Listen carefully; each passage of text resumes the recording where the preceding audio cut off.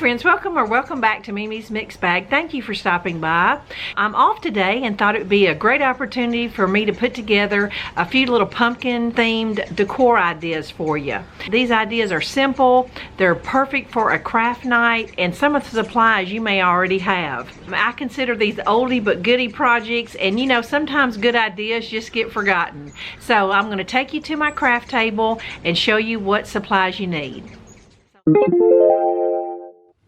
All right, for project number one, I'm going to do this one first because it probably has the most unusual supply, but this is super easy to find, and this is a box of flexible aluminum foil ducting.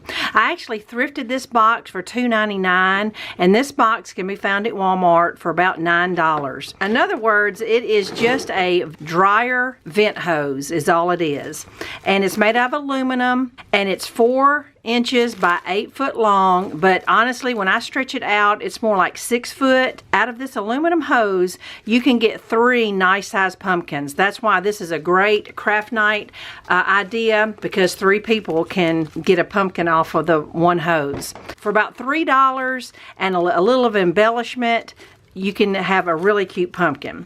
So what I'm going to do is I'm not going to make all 3 pumpkins. I'm just going to cut my hose into thirds using just some wire snips to get through the little wire frame of the hose, and then I'm going to spray paint it. This aluminum will take any spray paint really well. Just hold it outside and spray all around it. I'm not sure what color, but when I come back, I'm gonna have this hose cut into thirds and one of them spray painted. All right, after playing with this hose for a few minutes, I've decided that the best plan of action is to go ahead and wire my circle up first. So I just got some thin craft wire, and you can pierce this aluminum pretty easy. So the first one's going to kind of be on the inside of the pumpkin. You won't see it, but the other one you may see it. We'll just see.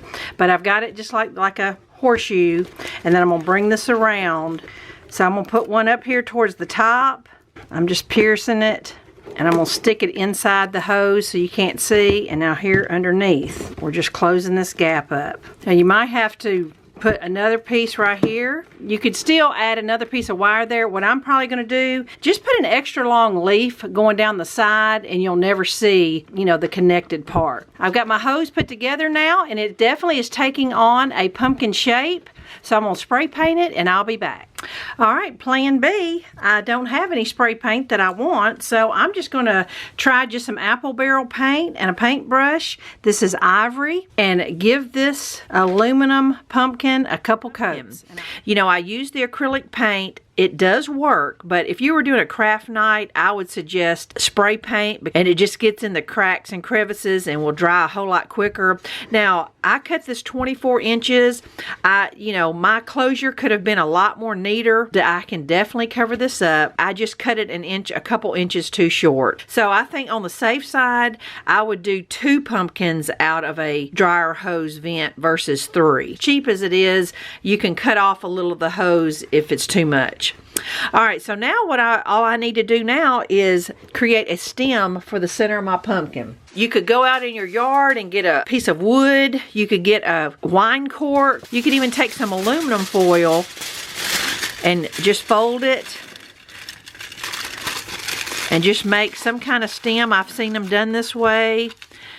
And then even it gives a cute little whimsical look. You're just going to wrap it in some jute twine, and that will give a great stem. Get a few little greenery picks that I have, some twine, a little ribbon. I'm not really sure how I'm going to finish it out. It's pretty much whatever you got to embellish the top of the pumpkin. So I just want to tell you how I'm going to finish it out, and I'll show you when I get it completely done.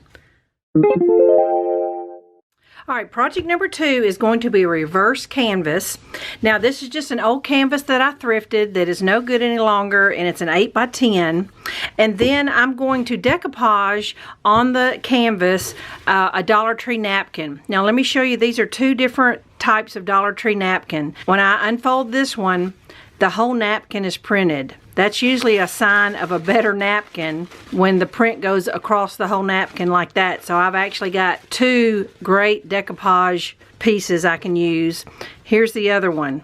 So you got to be kind of mindful, and you may end up wasting $1 and not realizing it once you get home and realize that just the top part of the napkin is printed. So this one would not work for this project. But this one is great, and I do love the pumpkin graphic. Now, I'm just going to put that to the side. Now you can certainly buy a Dollar Tree canvas, and those do work. The only difference is that their frame is not wood. It's usually just that pressed board, and you have to paint it. Now if you thrift a canvas, chances are it's going to be a better quality, and it's going to be wood where you can stain it or paint it, but you do have the staining option. With these better canvases, these staples are in there to stay, and it is super hard to get those out. So I have found that it's just easier to take an X-Acto knife and cut around all 4 edges just to get the canvas off, and then you can pull this strip off of the back. So just clean up the back as best you can. Some staples will come out, but it's not really going to matter because it'll be the back. So, but this is going to be the front of your framed canvas. And it just really has a neat, a little routed edge on the outside, and just makes it look like a picture frame. So now, before I even start with this, I'm going to go ahead and rub this wood frame with a little bit of light stain to give it a little bit more color. Now I'm going to lay my frame on my napkin, so I can go ahead and trim up my napkin. I don't need that much. And then once I trim off them edges, I'm gonna go ahead and peel the backing off of this napkin. You can stick a little glue on your finger and separate the napkins like that. There's a variety of ways you can do it, but that is definitely one way if the napkin doesn't want to separate. This one separated pretty easy. And now just cut off the edges of my napkin. All right, now this is the back side of my canvas. I'm going to take some Mod Podge. I'm going to do a coat under, lay my napkin down, and do a coat over with Mod Podge glue.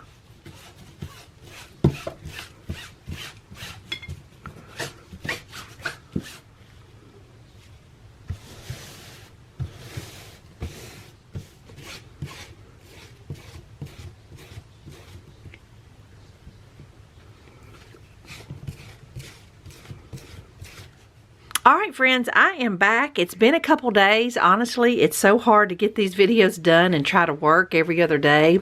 But my canvas is dry now. My decoupage napkin. I used the matte Mod Podge, and I wanted it to have a little bit of sheen to it, so I just sprayed a little clear spray over it.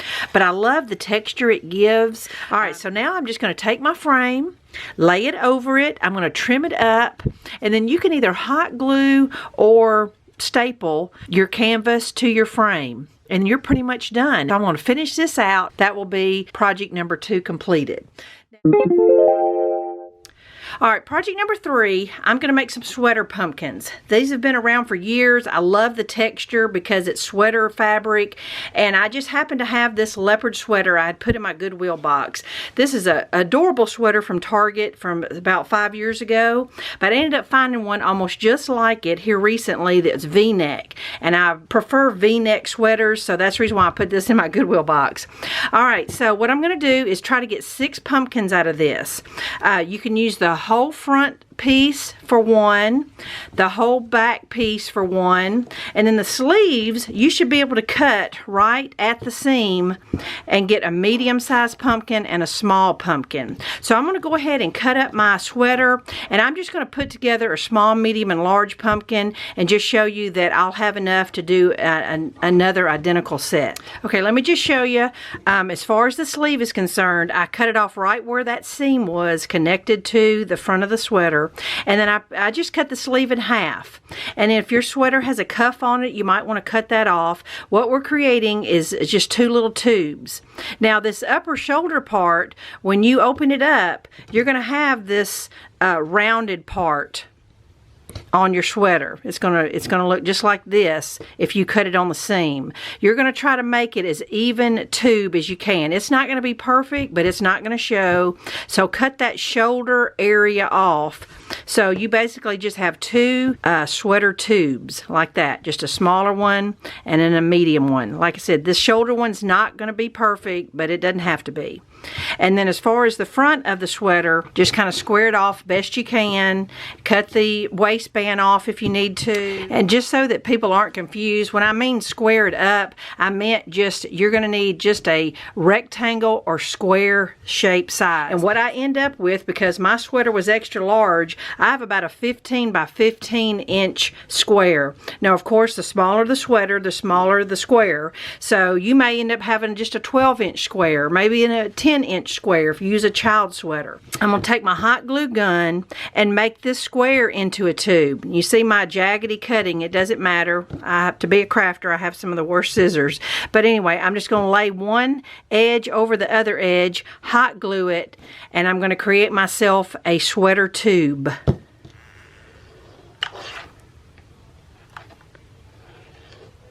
Just lay it over it till it catches. This is just an easy no-sew method. Like I said, my arms are already tubes, and we're going to turn our sleeves inside outwards as well. Now I need 6 rubber bands. I'm going to show you on the smaller one, just because it's easier to see and fit in the camera better. I'm going to take a rubber band and secure one end. Make sure it's tight. Now where you place your rubber band is really dependent on how big your pumpkins end up being. Once you get that end secured, then you're going to turn it right back. All right, and now you're going to stuff it. I found that an old pillow works the best because there's a lot of it and it's super cheap. All right, so now once you get your stuffing in there, I'm going to dig down in the bottom of my pumpkin, find the tail of what I rubber band to begin with. If you dig down in there, you can find it. Roll your rubber band down just to get enough tail to grab. Now you're just going to gather your stretchy fabric all around. What this is pulling that bottom up, and it's giving it a little bit more of a pumpkin shape. So now you're going to take the inside of the bottom one and the top and just do one big ponytail at the top, trying to catch some of that bottom tail. It gives it a little plumper. You don't have to do that, but it does give it a little bit more a gathered look and a little bit more pumpkin look to me. All right, so now we're back to just like the dryer hose one. You can embellish this however you want. I've seen people just wrap that tail in twine. You could wrap it in whatever you got. You could spread it out and hot glue a cork on there. Just a variety of things. By the time you get a bow and some greenery and a leaf or whatever you want to do, this little tail may not even show. Whatever you find easiest. So I'm going to do the same thing with the other 3. It's just bigger sizes. All right, project number 1. This is the dryer vent pumpkin. Let me just show you that the large leaf just covered up my little connection mistake, but just cut it a few inches longer and that won't happen. It'll close seamlessly. Project number 2 is the reversed canvas with the decoupage Dollar Tree napkin. Those pumpkins definitely look like more of a high-end pumpkin print, and I just stapled a little coordinating bow on the corner. Like I said, you could staple a hanger to it, hot glue some Jenga blocks or something to the back to where it's freestanding, but I just love the look of it on a little easel like this. Another great craft night project. All right, the third and final project is the sweater pumpkins. I surprised you and decided just to stack them small, medium, and large. Another great craft night project. Have everyone bring a sweater and an old pillow and just minimal supplies. A few fall leaves. The red raffia comes from Dollar Tree. You could get little small sunflowers at the Dollar Tree as well. A cork stem and some hot glue. I can stick this in a variety of places where I need a little height. Just super cute depending on what sweater you use. I hope you enjoyed these 3 fall craft night ideas that can be made in less than 2 hours with minimal cost and supplies. Thanks for watching. I'll be back next week with something fun to share. Bye-bye.